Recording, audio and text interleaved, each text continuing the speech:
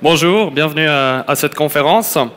Donc, je suis Marc Vincent de la société Emblématique, qui est une agence web et communication digitale qui réalise entre autres des sites internet. Donc, je suis très heureux d'être là pour vous présenter un sujet qui est complètement novateur, qui est complètement récent. Ça me fait vraiment beaucoup plaisir de le partager avec vous. Donc ça, c'est la première fausse information que je vous donne aujourd'hui, c'est qu'en fait, ce n'est pas du tout un concept qui est novateur. Internet date des années 90, plus ou moins sous sa forme actuelle. La première vente en ligne a été effectuée en 1994, déjà sous sa forme actuelle. C'est-à-dire qu'il y avait déjà la possibilité de payer en ligne et de réserver un article. Et pour la petite histoire, c'était un album de Sting. Vous connaissez certainement Amazon, qui est déjà l'un des leaders mondiaux. Donc Amazon a été fondé aussi dans les années 90 et la première transaction a été effectuée en 1995.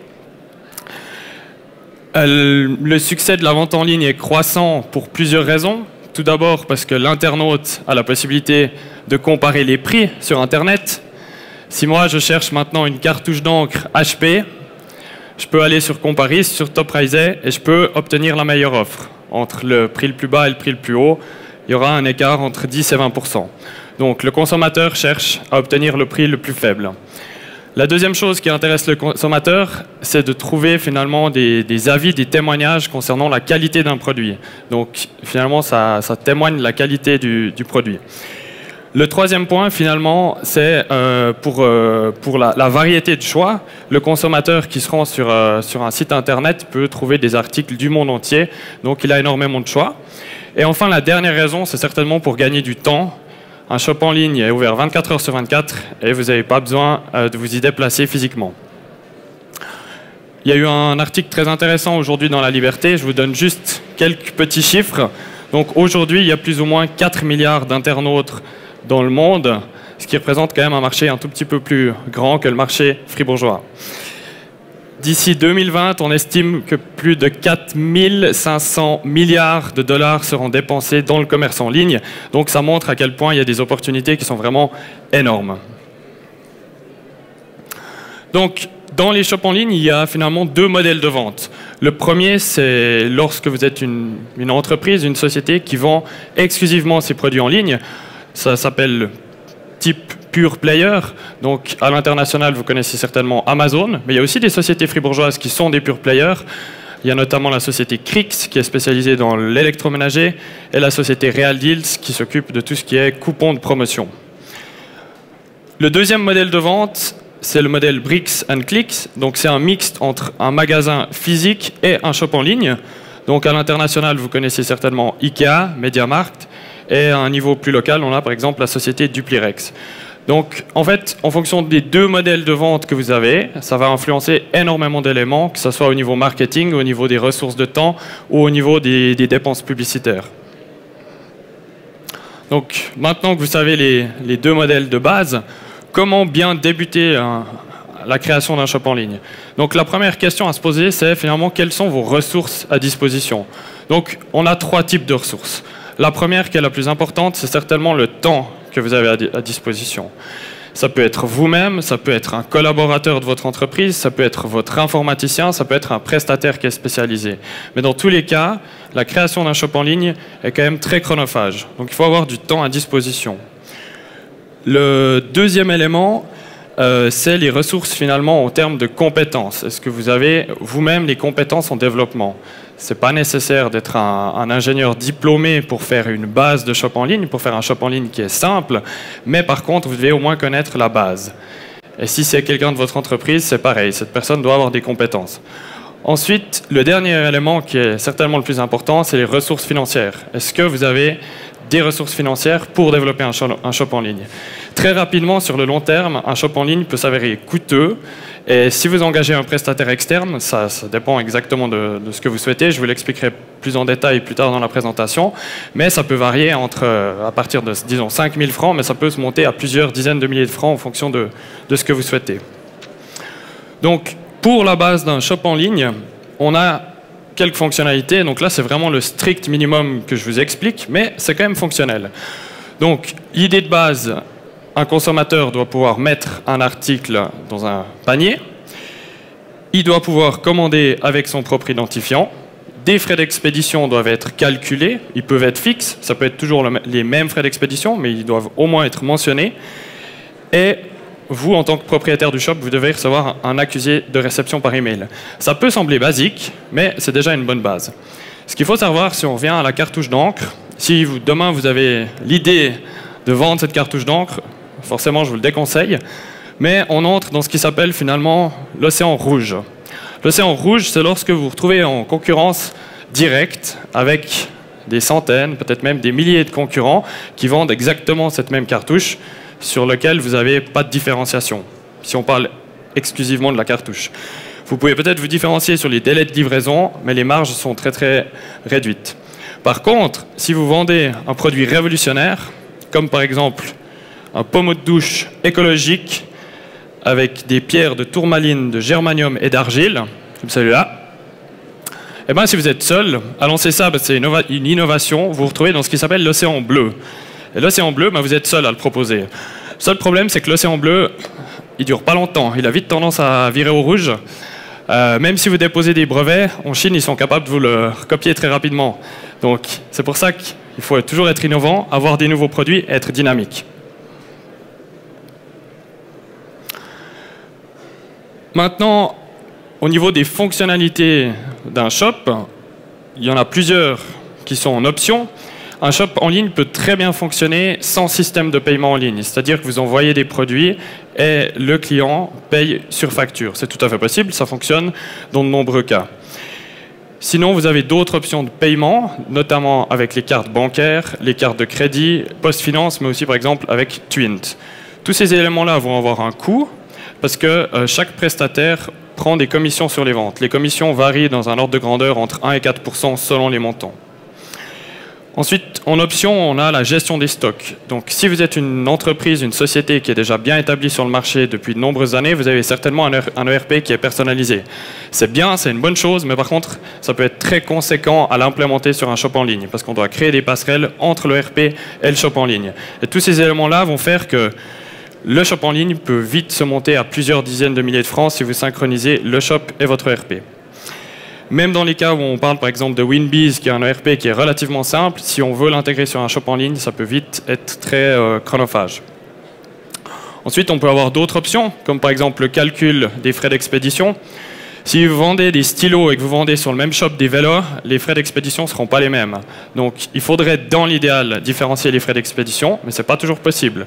Et la différenciation des frais d'expédition, c'est aussi un élément qui peut être pas complexe à intégrer, mais qui est de nouveau chronophage. Donc tous ces éléments peuvent ajouter une charge de travail, que ce soit à votre ingénieur ou au prestataire que vous allez mandater. Ensuite, on a finalement l'automatisation du marketing, donc notamment avec les newsletters. On peut avoir des espaces clients qui sont personnalisés. À partir d'un certain volume de vente, le client A aura un prix préférentiel, le client B qui commande que 2 fois par année n'aura pas ce prix préférentiel, et on peut avoir des coupons de rabais. Donc, toutes ces fonctionnalités en option font que le coût d'un site internet du shop en ligne, peut vite s'élever à plusieurs dizaines de milliers de francs. Alors bon, je ne suis pas là pour vous faire peur. Le but aujourd'hui, c'est surtout que je vous donne les clés de la réussite. Donc, les clés de la réussite, il y en a plusieurs. Comme dans un magasin physique, vous devez avoir une belle vitrine. Un magasin physique qui est sale et qui est mal ordonné, vous n'allez pas spécialement avoir envie de faire vos achats. C'est exactement pareil sur un shop en ligne. Votre shop en ligne doit donner envie, être esthétique pour provoquer l'émotion chez le visiteur. Vous avez beau avoir le plus beau shop en ligne, ou respectivement votre plus belle vitrine, si votre plus belle vitrine elle est située à Albeuve, eh bien forcément qu'elle a moins de trafic qu'au plein milieu de Zurich. C'est exactement pareil sur les shops en ligne. Si vous avez un très beau shop en ligne mais qu'il n'y a pas de trafic, il y aura beaucoup moins de ventes que si vous avez du trafic. Donc le trafic, c'est vraiment la clé. Pour parvenir à augmenter le trafic, forcément, vous devrez tôt ou tard faire de la publicité, mais surtout de la publicité digitale, sur les réseaux sociaux, les moteurs de recherche, avec des newsletters ou avec de la publicité display. Après, pour vous distinguer de la concurrence, c'est fortement suggéré d'avoir vos propres produits. Donc de nouveau, le pommeau de douche, on peut le copier, mais si c'est votre marque, si c'est votre entreprise, on ne pourra pas le copier. Donc ça va de toute façon être un réel atout.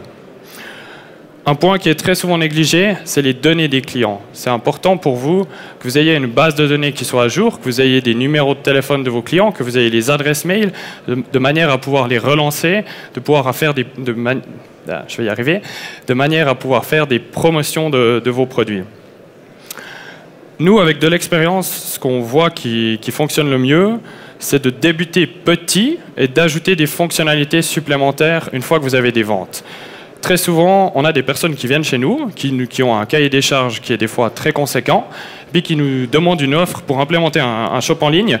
Et lorsqu'on leur pose la question, mais quel est le budget que vous avez après pour de la communication digitale, pour faire de la publicité? Des fois, ils répondent, non, mais j'ai pas de budget, il sera sur Internet. C'est malheureusement pas suffisant. Avec ce genre de réponse, il y a de fortes chances que ça soit très compliqué. C'est important d'avoir vraiment des ressources financières à disposition, notamment sur les réseaux sociaux, sur les moteurs de recherche. C'est pas pour rien que Facebook, Google fonctionnent très bien en ce moment. Les algorithmes ont été modifiés, donc si vous ne payez pas ces géants, eh ben votre post Facebook ne sera pas visible, votre référencement ne sera pas bon, donc vous n'avez presque pas le choix, vous devez investir sur les supports digitaux. Très concrètement, au niveau des fonctionnalités, les fonctionnalités d'un shop en ligne, vous pouvez vous imaginer une Formule 1. Une Formule 1, c'est les fonctionnalités d'un shop en ligne. Si cette Formule 1 elle doit rouler sur une route qui est non goudronnée, alors elle est peut-être belle, mais elle ne va pas pouvoir rouler vite. Et c'est exactement pareil avec un shop en ligne qui a de nombreuses fonctionnalités. Vous devez d'abord goudronner la route. Et pour le shop en ligne, pour goudronner la route, vous devez déjà lui amener du trafic. C'est vraiment la base. Donc je vais encore vous donner des cas concrets de sociétés plus ou moins locales qui sont connues. Le but, c'est justement pas de traiter d'Amazon et d'autres géants mondiaux qui sont très connus. Donc pour des raisons de confidentialité, le premier exemple n'est pas mentionné. Donc c'était un shop en ligne modèle mixte, c'est-à-dire avec un magasin physique et un shop en ligne, dans le domaine de la décoration et des accessoires. Ce qui s'est passé, c'est qu'ils ont débuté relativement de manière conséquente et très rapidement, ils se sont retrouvés en manque de liquidité pour faire la promotion du shop et du magasin. Donc après une année, ils ont dû vraiment fermer les portes par manque de ressources. Ce qu'il faut bien se rendre compte, c'est que sur les shops en ligne, la rentabilité met un certain temps. Ce n'est pas quelque chose d'instantané. C'est impossible de lancer un shop en ligne et d'être rentable après 6 mois. Ça met plusieurs mois et très souvent, surtout plusieurs années avant d'être rentable.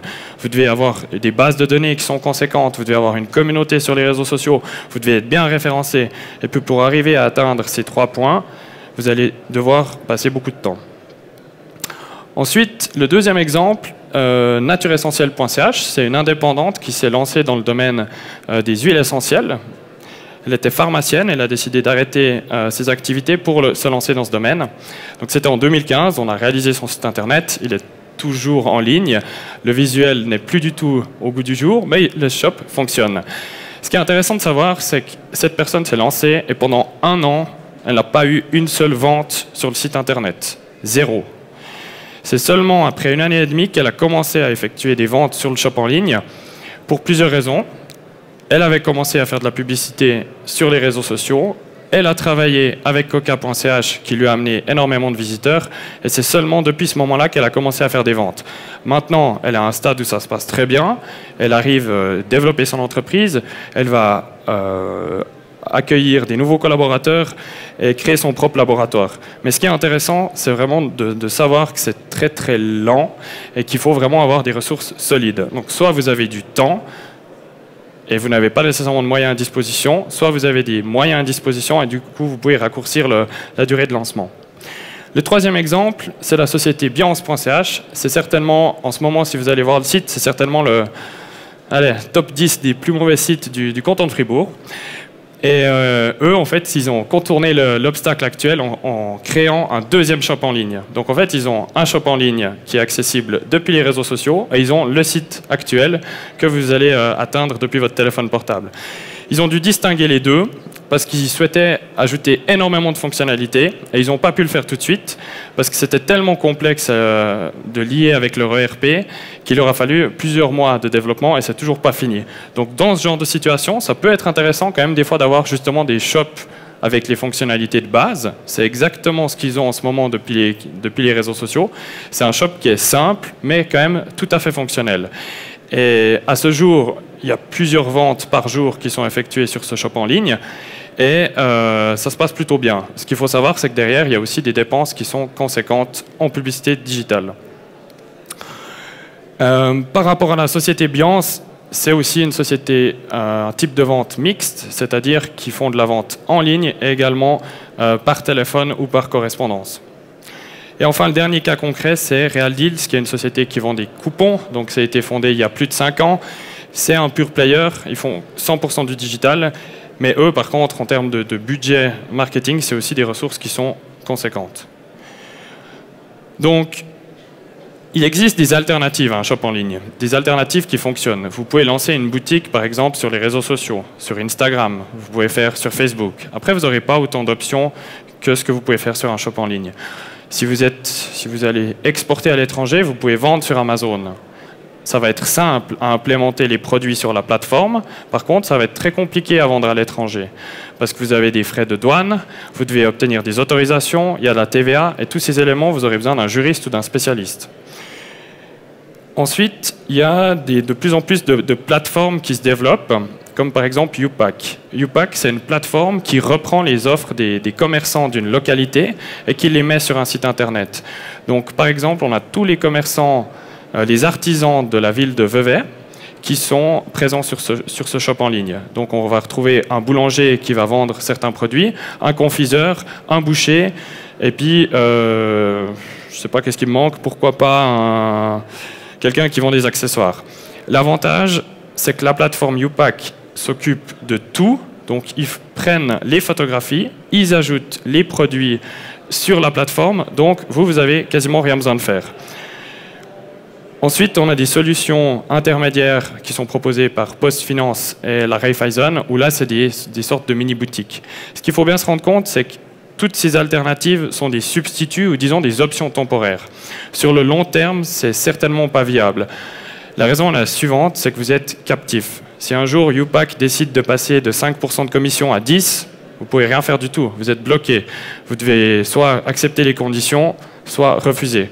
Le deuxième élément qui est plutôt négatif, c'est que vous ne possédez pas la data, la fameuse donnée qui va faire que vous allez pouvoir progresser parce que vous êtes passé de 100 utilisateurs à 1000 utilisateurs à 10 000 utilisateurs.